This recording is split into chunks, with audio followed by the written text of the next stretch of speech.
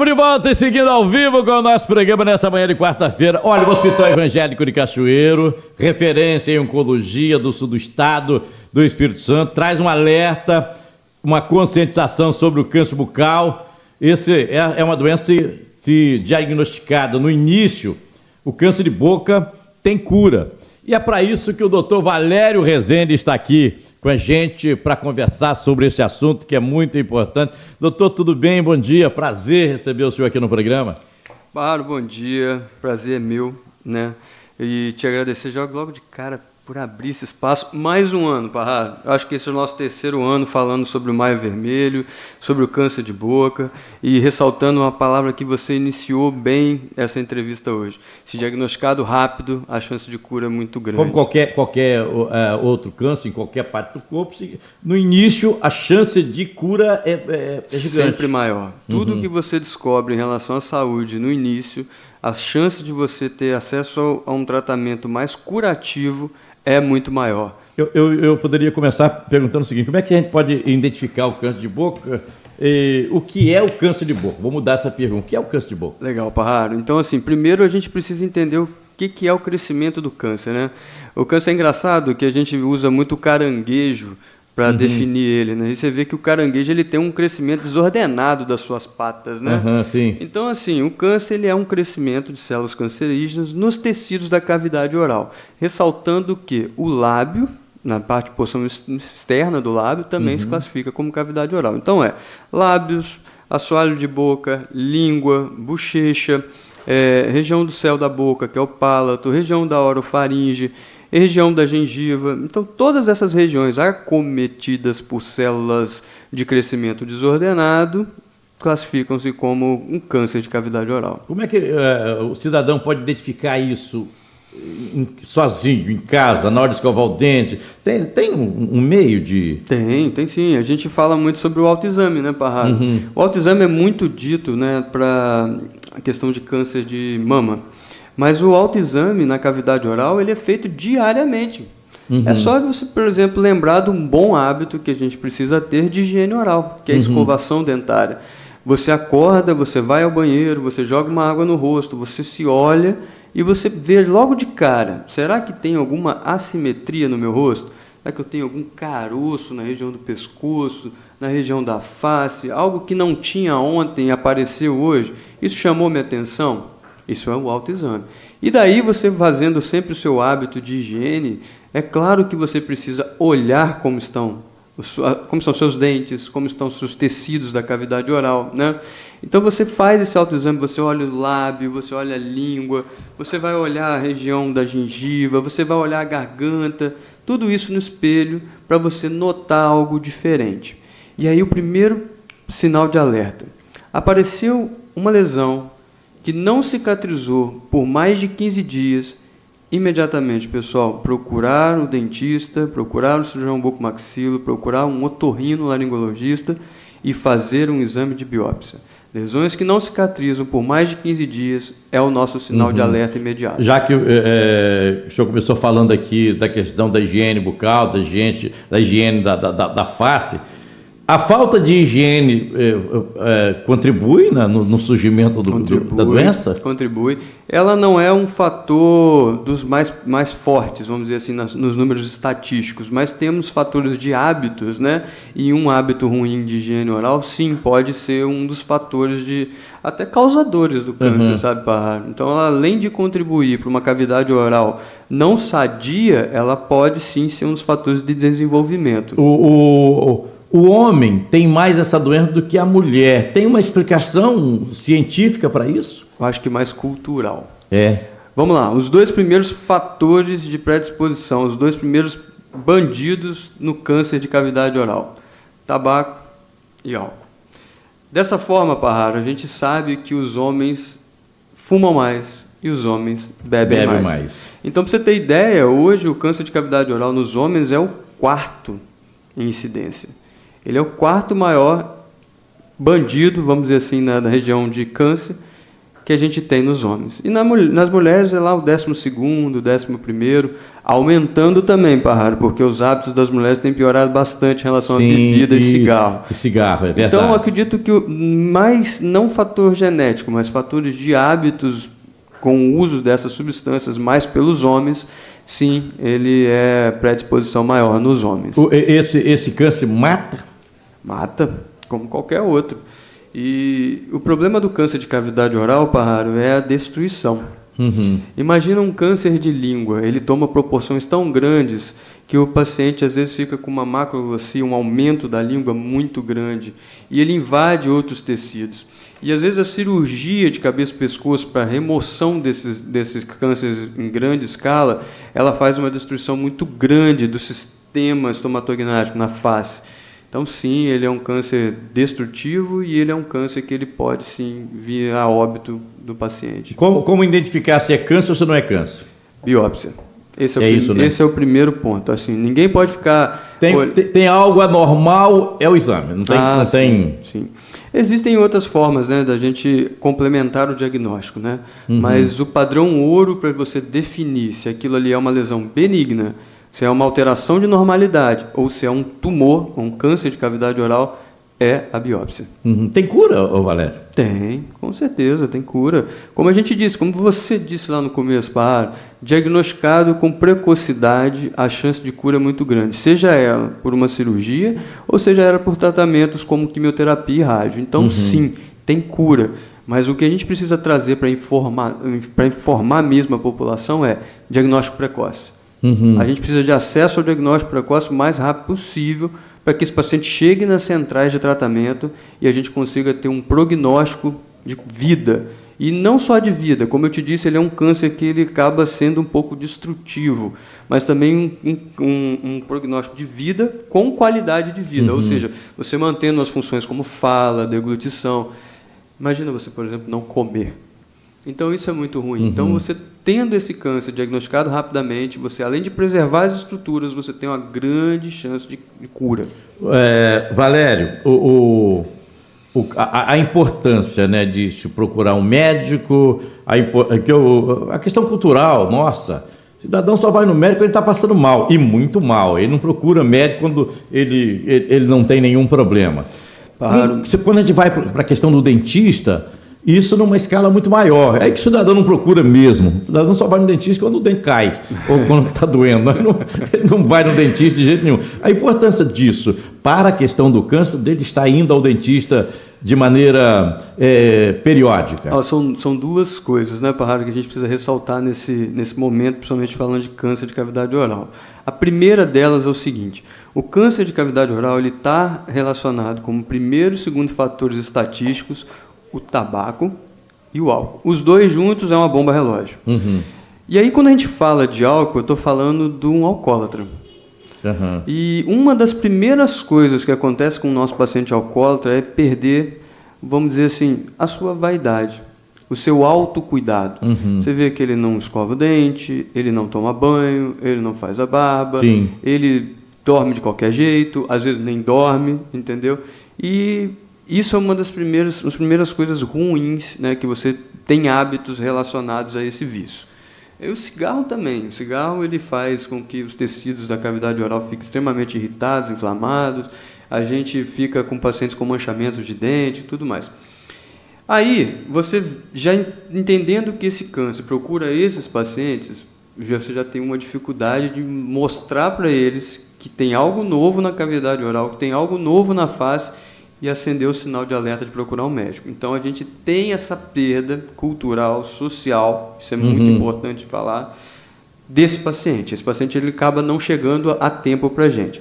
E o segundo ponto, Parrado, que você citou, sobre a questão de ir ao dentista, às vezes ser um pouco pior, eu acho que é uma coisa de gerações.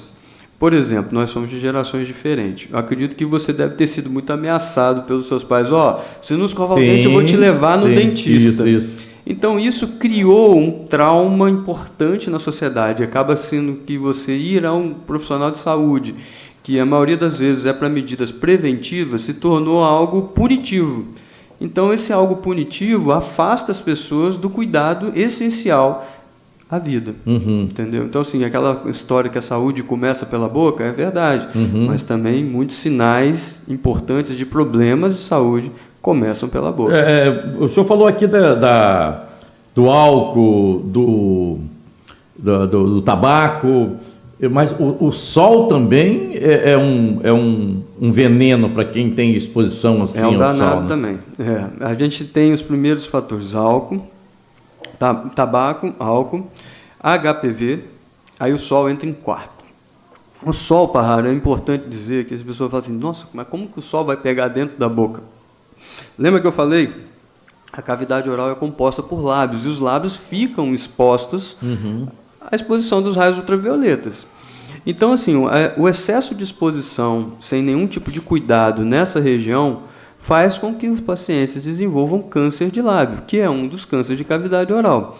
Então, sim, o sol ele precisa ser medido como um dos fatores estatísticos, e a gente precisa levar à população que, às vezes, medidas simples, como um protetor solar, o uso de um chapéu, principalmente para as pessoas que trabalham na área rural ou que trabalham com exposição diária ao sol, é muito importante, porque são medidas tão simples, medidas que você cria o hábito e depois você não para mais, né, com um hábito bom desse, que pode te prevenir de um câncer. E um câncer de lábio, um câncer de cavidade oral, ele sim, ele é perigoso e a gente precisa ter um pouquinho de receio do desenvolvimento. Nós falamos aqui dos inimigos aqui que precisam ser evitados: tabaco, cigarro, álcool, e falamos no sol, mas nós pulamos aqui o terceiro, HPV. Como é que se pega o câncer com base na informação do HPV? Sexo oral? Também, hábitos de sexo oral sem os cuidados necessários, ou pessoas que desenvolvem doenças... Cuidado necessário que você está falando é camisinha. Camisinha, ou até mesmo um cuidado de estar sempre no ginecologista, entendeu? Que eu acho que é uma das coisas mais importantes, né? Então, assim, é aquela velha história, vamos falar de cultura e questões sociais. As pessoas parecem que esperam o problema acontecer para depois procurar o tratamento. Então, assim, hábitos como rotina médica, por exemplo, na área ginecológica, e isso tanto pela mulher e tanto pelo homem, é necessário para que a gente faça o quê? Prevenção.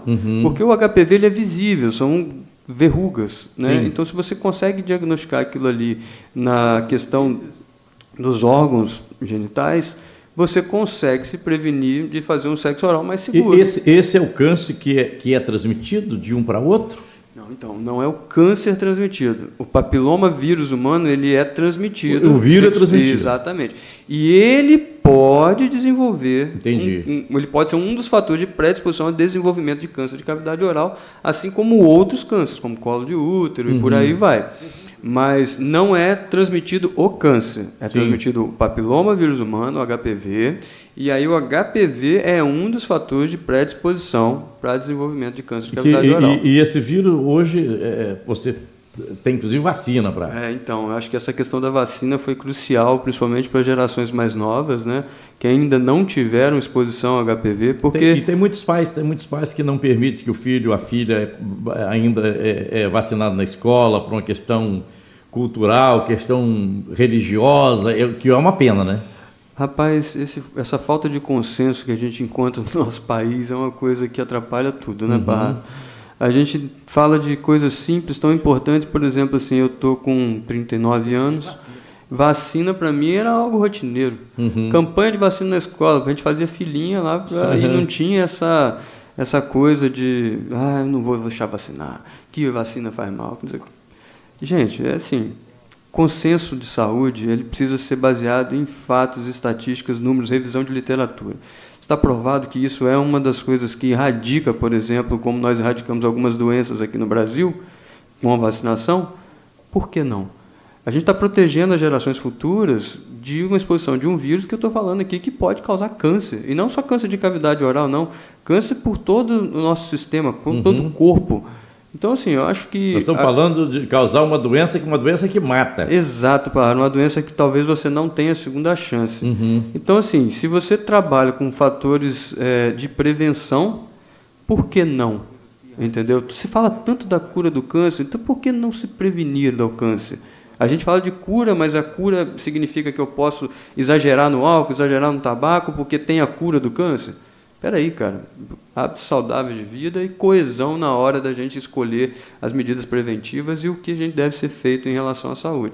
Saúde não é dito por achismo. Saúde é números, estatística, baseado em revisões de literatura importantes de grandes centros relacionados à saúde no mundo. Hoje o senhor percebe assim, visualmente, eu não estou falando nem da questão, uma questão de que o senhor consegue perceber uma mudança de comportamento da população no sentido de estar procurando dentista, procurando médico, tomando a vacina, a geração, essa juventude que chega agora tem uma consciência diferente do pessoal da antiga?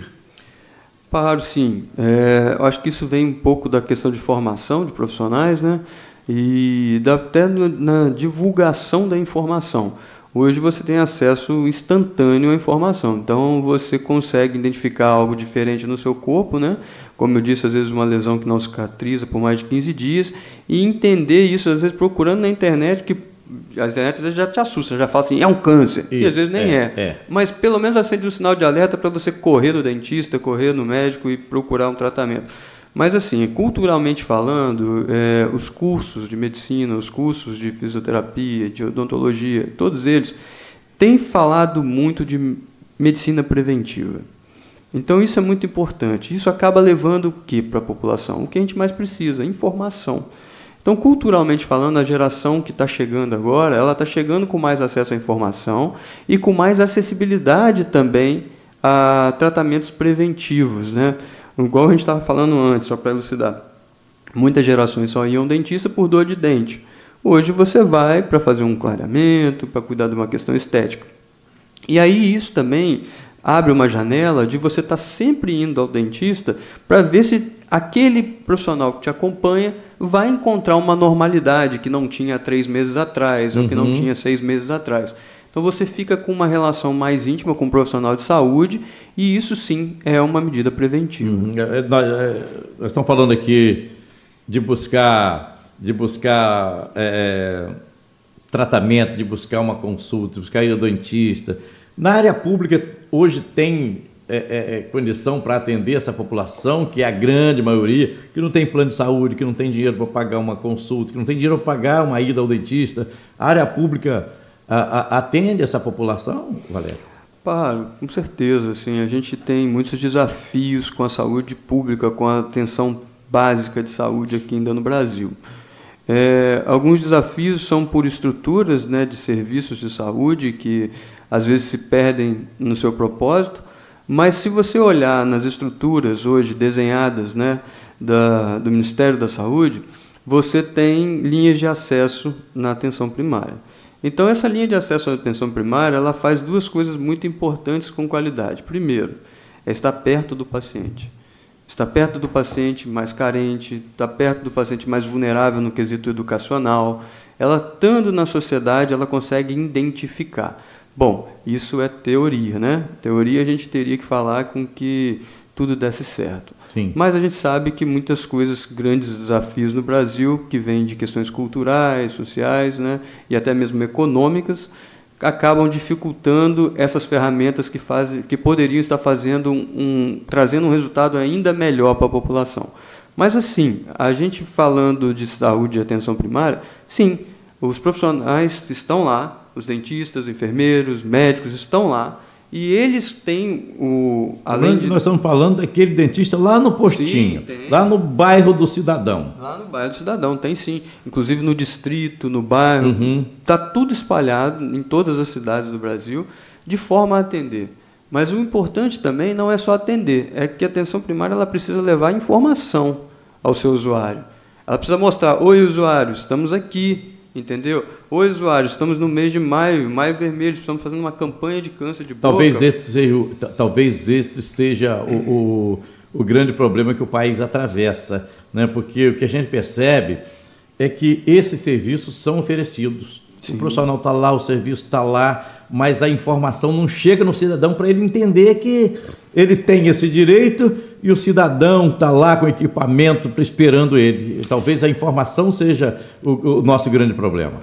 Claro, eu sempre falo com você e assim, levo todos os nossos ouvintes que a única forma da gente fazer realmente a diferença hoje no nosso país é com informação. Informação de qualidade, que é o que você faz aqui no seu programa, trazer informação de qualidade, com números, com estatísticas, que possam fazer a diferença na nossa sociedade para todos os nossos ouvintes. Mas acho que a grande questão é exatamente essa. Esse ponto é muito sensível, né? É um ponto de debate importante, mas é um ponto de debate que a gente foge um pouco das questões médicas e entra também nas questões administrativas, sociais, de desenvolvimento social, né? Então, assim, realmente, todos os serviços, se você for procurar, eles estão lá. Mas a forma com que isso chega na população é muito precária. E aí a população acaba ficando refém de pedir um favor, e isso não é uma coisa legal, não é uma coisa que traz dignidade no acesso à saúde. Verdade. Doutor Valério, agradeço demais a vinda do senhor aqui no programa. Alegria grande, o senhor sempre trazendo informações importantíssimas para a nossa população. Obrigado, doutor. Pássaro, eu que tenho que te agradecer. Você como um promotor de saúde, né? Você tem 3 anos que a gente está vindo aqui, 3 anos que a gente está falando de Maio Vermelho, e ano que vem nós vamos estar aqui de novo falando de Maio Vermelho, trazendo informação de qualidade para nossos ouvintes, né?